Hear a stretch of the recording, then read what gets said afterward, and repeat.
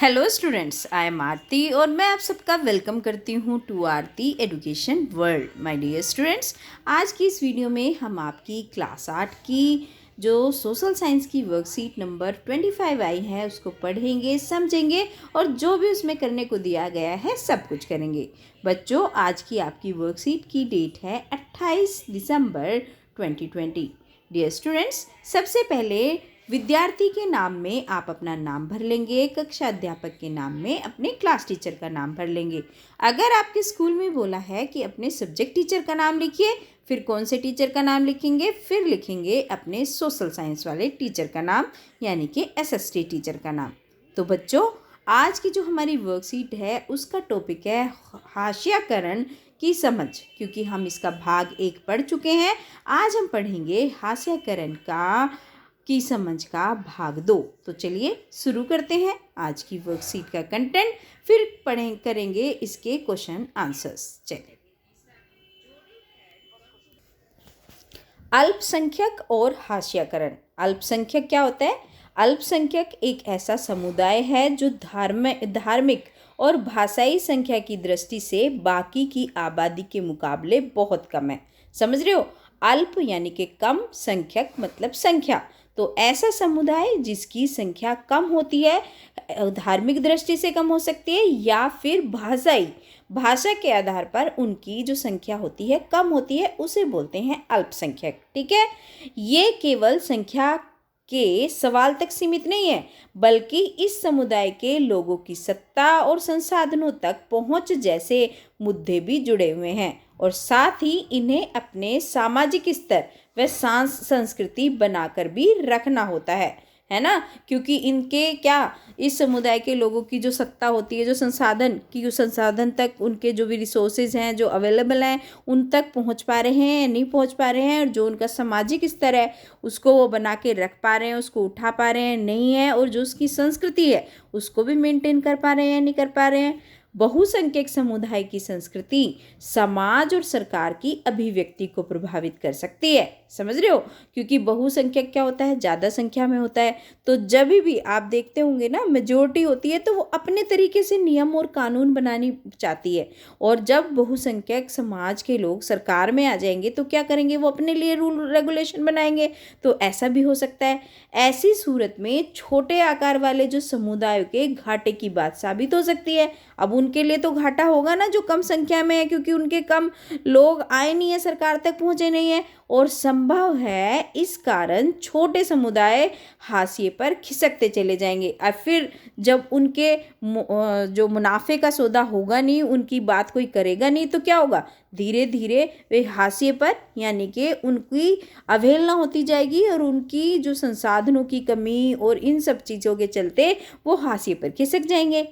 ऐसे में जो अल्पसंख्यक समुदाय हैं उनको बहुसंख्यक समुदायों की सांस्कृतिक वर्चस्व की आशंका से बचने के लिए सुरक्षात्मक प्रावधानों की जरूरत पड़ती है। और इसी वजह से जो अल्पसंख्यक हैं, जिनकी संख्या कम है, बहुसंख्यक की ज़्यादा होती है, तो इनसे जिससे उनकी सांस्कृतिक वर्चस्व उनका बचा रहे, उनके सुरक्षा देने की वजह से बहुत सारे प्रावधान किए जाते हैं। संविधान में इन सुरक्षा की व्यवस्था इसलिए की गई है कि हमारा संविधान भारत की सांस्कृतिक विविधता की सुरक्षा और समानता व न्याय की स्थापना के लिए प्रतिबद्ध है। और हमारे भारतीय संविधान में ऐसे लोगों की सांस्कृतिक विरासत को बचाए रखना, उनको समानता और उनको न्याय देने के लिए प्रतिबद्ध है। और ऐसी उन्होंने अब क्या कर रखी है, कई जगह उनके लिए, जिससे उनका हक, उनके अधिकार उन्हें मिल सके, कई उन्होंने व्यवस्था कर रखी है। कानूनों को कायम रखने और मौलिक अधिकारों को साकार करने में न्यायपालिका की अहम भूमिका होती है, क्योंकि न्यायपालिका ही तो ऐसी बॉडी होती है जो किसी भी कानून का पालन, मतलब उसकी क्या करती है, उसकी व्याख्या करती है कि क्या है क्या नहीं है, ये है ना। तो अगर किसी भी नागरिक को ऐसा लगता है कि उसके मौलिक अधिकारों का हनन हो रहा है, उसके मौलिक अधिकार छिन रहे हैं, जो उसके अधिकार हैं उनको उस तक नहीं मिल रहे, तो वह क्या कर सकता है? वो अदालत में जा सकता है ना। वो अदालत का दरवाज़ा खड़खड़ा सकता है और अपने मौलिक अधिकारों के हनन की शिकायत कर सकता है। ठीक है, चलिए अब आ जाते हैं मुसलमान और हाशियाकरण। है ना। मुसलमानों भी हास्याकरण पे पहुंच गए हैं ना, उनको भी अल्पसंख्यक समुदाय की तरह ही माना जाता है। तो उसके बारे में पढ़ते हैं।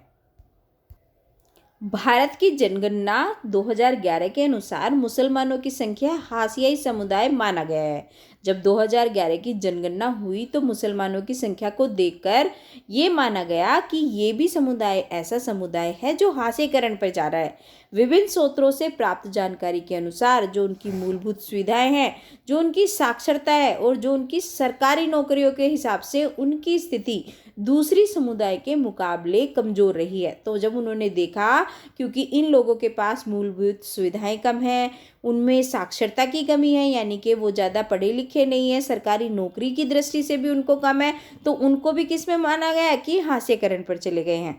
तो माननीय न्यायमूर्ति राजेंद्र सच्चर की अध्यक्षता में एक समिति बनाई गई थी 2005 में। तो उसकी रिपोर्ट के अनुसार विभिन्न सामाजिक, आर्थिक व शैक्षणिक संकेतों के हिसाब से मुसलमानों की स्थिति अनुसूचित जाति और अनुसूचित जनजाति जैसे अन्य हाशियाई समुदायों से मिलती जुलती है। दूसरे अल्पसंख्यकों की तरह मुसलमानों के भी कई रीति रिवाज और व्यवहार मुख्य धारा के मुकाबले काफ़ी अलग हैं। सब नहीं, लेकिन कुछ मुसलमानों में बुर्का, लंबी दाढ़ी, फैज टोपी, इन सब का चलन दिखाई देता है। आप भी देखते होंगे, कुछ लोग होते हैं, कुछ सारे तो नहीं, बहुत सारे मुसलमानों में बुर्का अब भी चला हुआ है, लंबी दाढ़ी अब भी रखते हैं, फैज टोपी भी पहनते हैं।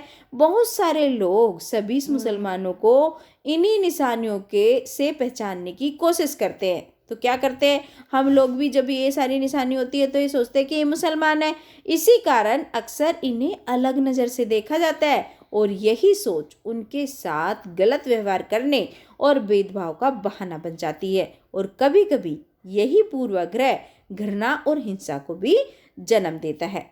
ठीक है, तो ये हो गया मुसलमान और हास्यकरण के संबंध में आपके लिए जानकारी। अब हम किस निष्कर्ष पर पहुंचते हैं इन सब चीज़ को पढ़ने के बाद, वो देख लेते हैं। निष्कर्ष, हास्यकरण का संबंध क्या होता है? अभाव या फिर पूर्वाग्रह। पूर्वाग्रह होता है जो हम पहले ही किसी चीज़ के उसके बारे में उसकी राय बना लेते हैं, उसको बोलते हैं पूर्वाग्रह। अभाव तो आपको पता ही है, किसी चीज़ की कमी, और शक्तिहीनता, जिसके पास शक्तियों की कमी हो उसका एहसास जुड़ा हुआ होता है। समझ रहे हो? हास्यकरण का सीधा संबंध किससे होता है? या तो किसी चीज़ की कमी, या पहले से ही लोग आपके बारे में कोई राय बना के बैठे हैं, या आपके पास किसी शक्ति का जो एहसास, उससे जुड़ी हुई ये सारी चीज़ें होती हैं। हमारे देश में दलित भी इसी तरीके का एक समुदाय होता है। हास्यकरण के समाज कमज़ोर सामाजिक हैसियत ही पैदा नहीं होती, बल्कि शिक्षा और वे अन्य संसाधनों तक पहुंच भी बराबर नहीं मिल पाती। जो हास्यकरण से कमज़ोर सामाजिक जो होता है, उनकी सामाजिक हैसियत तो कम होती है, कम हो ही जाती है, बल्कि उनको शिक्षा और जो दूसरे संसाधन उन तक पहुंच होनी चाहिए वो भी नहीं मिल पाती। इसके बावजूद हाशियाई समुदायों का जीवन भी बदला जा सकता है। अब इतनी सारी प्रॉब्लम होने के बाद भी हम उनके जीवन को बदल सकते हैं और वो बदलता भी है। हाशियाई समुदाय अपनी सांस्कृतिक विशिष्टता बनाए रखना चाहते हैं और साथ ही अधिकारों, विकास और अन्य अवसरों में बराबरी का हिस्सा चाहते हैं। ठीक है, तो चलिए बच्चों, ये हो गई आज की आपकी वर्कशीट का कंटेंट। अब आपको क्रियाकलाप करना है। अपने अनुभव के आधार पर बताइए कि हाशियाई लोगों का जीवन कैसा होता है, उसका एक चित्र भी बनाइए। तो बच्चों, जो आपको लगता है कि ये लोग हास्यकरण पे हैं, इनके मतलब जीवन में कोई ना कोई कमी है, तो आप इनका एक चित्र बना सकते हैं और ऐसे लोगों को अपने घर में परिवार के सदस्यों से बातचीत करके लिख सकते हैं। ठीक है, चलिए आप कर लेते हैं इसके क्वेश्चन आंसर्स। अल्पसंख्यक और बहुसंख्यक में क्या अंतर है? तो बच्चों, जो पहला क्वेश्चन है आपकी वर्कशीट में, उसको आप इस तरीके से करेंगे। आप अल्पसंख्यक में लिखेंगे, अल्पसंख्यक एक ऐसा समुदाय है जो धार्मिक और भाषाई संख्या की दृष्टि से बाकी की आबादी के मुकाबले बहुत कम होता है ना। अल्प मैंने बताया था आपको कम, और संख्यक हो गया संख्या, और बहु यानी कि बहुत, और संख्यक मतलब संख्या जिनकी बहुत संख्या होती है। तो इसको लिख दीजिए, बहुसंख्यक एक ऐसा समुदाय जिसकी संख्या सर्वाधिक हो, जैसे दिल्ली में हिंदी भाषी बहुसंख्या और अंग्रेजी भाषी अल्पसंख्यक हैं। ठीक है, ये हो गया आपका प्रश्न नंबर 1 का उत्तर। अब आ जाते हैं प्रश्न नंबर 2 पर। अल्पसंख्यकों की ये बताइए सुरक्षा क्यों जरूरी है? तो इसका आंसर हम कैसे देंगे? अल्पसंख्यक समुदायों को बहुसंख्यक समुदाय के सांस्कृतिक वर्चस्व की आशंका से बचाने के लिए सुरक्षात्मक प्रावधानों को जरूरत पड़ती है। तो इसलिए हमें उसकी सुरक्षा करनी होती है उनके सांस्कृतिक जो वर्चस्व है उसकी आशंका से बचाने के लिए। ठीक है, चलिए अब प्रश्न नंबर 3 पूछा गया है, किसी समुदाय के लोग हाशियाई समुदाय के लोग कैसे बन जाते हैं? तो किसी समुदाय के लोग शिक्षा की कमी, सांस्कृतिक विभिन्नता, गरीबी और संसाधनों तक असमान पहुंच आदि के कारण हाशियाई समुदाय के लोग बन जाते हैं। ऐसे बच्चों आप हाशियाई लिख लेना। ठीक है, ये आपकी प्रिंटिंग मिस्टेक है, इसको ठीक कर लेना। हाशियाई समुदाय के लोग बन जाते हैं। ठीक है, शिक्षा की कमी कोमा, सांस्कृतिक विभिन्नता के बाद कोमा लगाएंगे, गरीबी के बाद कोमा और संसाधनों तक असमान पहुंच। तो ये हो गया आपके प्रश्न नंबर 3 का उत्तर। ठीक है, चलिए अब चलते हैं क्वेश्चन नंबर 4 की तरफ। क्वेश्चन नंबर 4 है, हाशियाई लोगों का विकास कैसे संभव हो सकता है? तो इसका उत्तर आप लिखेंगे, हाशियाई लोगों का जीवन भी बदला जा सकता है। शिक्षा के प्रचार प्रसार, रोजगार के अवसर और मूलभूत सुविधाएं बेहतर करके हाशियाई लोगों का विकास संभव है। ठीक है बच्चों, तो ये हो गई आज की आपकी वर्कशीट सामाजिक विज्ञान की।